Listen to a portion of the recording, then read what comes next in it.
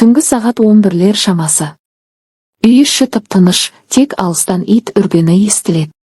Ол есікті ашып кіргенде бірден сезді ауада бөтен еркек иісі. Ащы, ыстық, таныс емес, бірақ сонымен бірге қатты толқытатын иіс. Аяқ киімін шешіп, жалаң аяқ тұрып қалды да, бір сәтке қозғалмай тұрды. Жүрегі дүрсілдеп, құлағына өз тынысы ғана естіледі.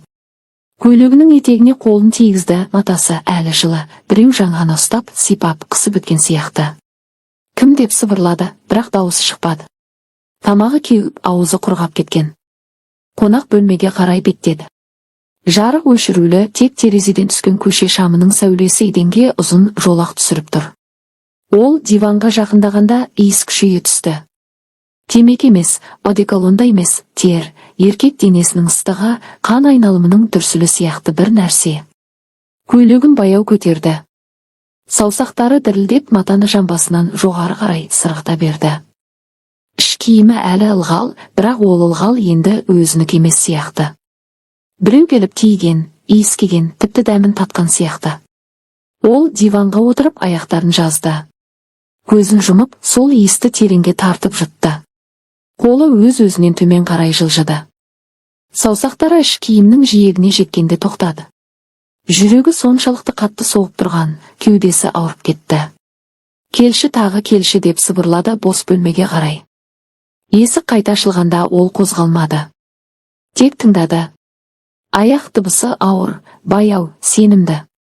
Ер адамның қадамы. Ол диванның артына келіп тоқтады. Тынысы мойынның шаштарын қозғалтып тұр. Ол басын артқа бұрмады. Тек көзін жұмып күтті. Еркек қолын оның иығына қойды, саусақтары ыстық қатты. «Қанша күттің?» деп сыбырлады еркек құлағына еңкейіп. «Өте ұзақ». Ол енді тізе бүгіп оның алдына отырды, суық ауа тиген жерлері шымырлап кетті. Бірақ одан да ыстығырақ нәрсе жақындап келе жатқанын сезді ерінің тынысы. Қолдарымен диванның арқалығын қатты ұстады. Басын артқа тастап көзін жұмды. Ал енді тек сезім ғана қалды. «Тоқтама, өтінемін». Және ол түн шынымен де өте ұзақ болғанда еді, ол көзін ашқан сәтте бәрі түс болып шықты. Төсегіне жатып тер басқан денесі сезіп, қатты дірілдеп жылады, тағы да түс екен деп. Жүрегі аттай тулап, аяқтарының арасы әлі ылғал, бірақ ол ылғал тек өз қиялының жемісі. «Құдай-ау, тағы да сол түс» деп сыбырлады да төсектен тұрып терезеге жақындады.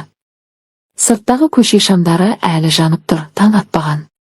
Күйеуі тастап кеткелі бері осындай түстер жиілеген, осының бәрін шынайы өмірде болғандай көріп жата берсем ғой, неге оянып кеттім деп күңкілдеген жас келін қоярға жер таппай қиналды. Түсінде еркек қолдарының тигенін, ыстық тынысын сезгенде оянғанда қатты қиналады. Денесі ауырып, жүрегі сыздап, көз алдына сол сәттер елестей береді. Неге мен осылай қиналамын деп ойлады. Әлгінде дәрігерге барғандағы сөздер есіне түсті. Әйел адам ұзақ уақыт қатынаста болмаса, денесі ауырып, психологиясы бұзылады. Гормондар теңгерімсіздігі, стресс. Рас па осы деп сұраған еді ол. Дәрігер күліп, рас, бірақ әркімде әртүрлі. Денеңіздің қажеттілігін елеңіз, ол сізді алдамайды деген.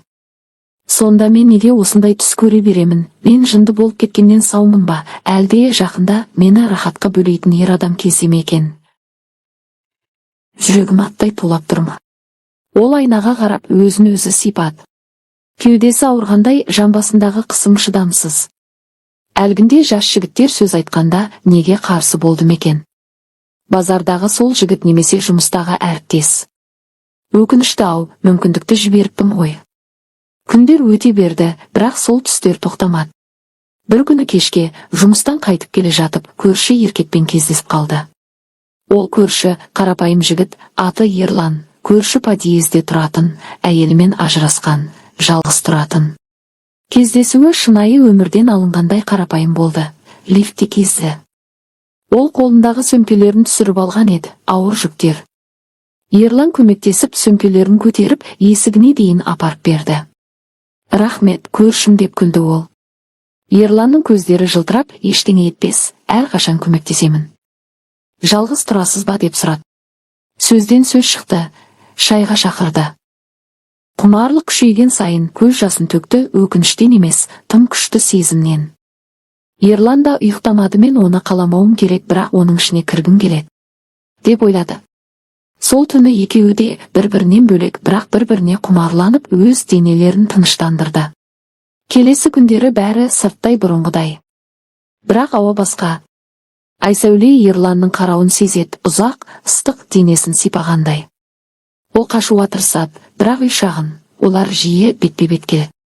Бір күні су тасып жүргенде Ерлан оған жақындап, шелекті көтеруге көмектесті. Қолдары тиісті. Сол тиісуден Айсәуленің бүкіл денесі шымырлады. Ерланның саусақтары оның білегіне бір сәт қысылып тұрды, қатты, бірақ жұмсақ. Айсәуле демін ұстап көзін жұмды. Жіберші, деп ойлады, бірақ денесі жақындағысы келді. Кешке қарай жарық сөніп қалды. Үй қараңғы. Айсәуле шырақ жағуға тұрды. Ерлан артынан келді. Екеуі тым жақын. Оның кеудесі Айсәуленің арқасына тиеді, екеуі де қозғалмады. Тек демдері ауыр. Саусақтары матаның үстінен ылғалды сезді. Жеңге деп сыбырлады ол құлағына. Дауысы дірілдеп тұр. Айсәуле ештеңе айта алмады. Тек денесі жауап берді, жамбасын сәл артқа итеріп, оның қаттылығын сезінді. Сол сәтте екеуі де шекараны аңғарды. Одан әрі күнә, бірақ одан әрі тәтті сезім. Біреу көріп қойса, не болады деп ойлады Айсәуле. Олардың құпия кездесулері жалғасты. Әр түнде Айсәуле Рахымжанның жанында жатса да, ойы Ерланда. Күндіз олар мүмкіндік табады, қорада, аулада. Бұл кездесулер оларды байлады, бірақ қорқыныш өсті. Ауылда сыбыр басталды, әйелдердің қарауы өзгерді, күмән пайда болды, Рахымжан тұйықталып кетті. Ол Айсәуленің өзгерісін байқады, оның көзі жылтырап тұр, денесі ыстық. Бір күні түнде ол Айсәуленің сыртқа шыққанын көрді. Артынан ерді, бірақ ештеңе көрмеді. Бірақ күдік өсті. Ауылдағы сыбыр оған жетті, жеңгесі мен қайнысы бірдеңе бар сияқты. Айсәуле қорықты, бірақ тоқтай алмады. Ерлан да, бұл біздің соңғы рет болуы мүмкін деп айтты, бірақ келесі күні тағы да кездесті. Ерлан есікті ашты. Рахымжан тұр, ол ештеңе айтпастан, киімдерін лақтырып Айсәулені кешірмейтінін айтты. Ерлан қашып кетті, бірақ Рахымжан артынан бармады. Таң атқанда ауыл шу болды. Айсәуленің опасыздығы барлық ауылды шулатты, әңгіме астына алды, ауылдың үкімі шықты. Ұятсыз екен. Енесі болса қайғыдан, ұяттан ауырып, көп ұзамай қайтыс болды. Үй бос қалды. Бұрынғы шулы үй енді қаңырап тұр.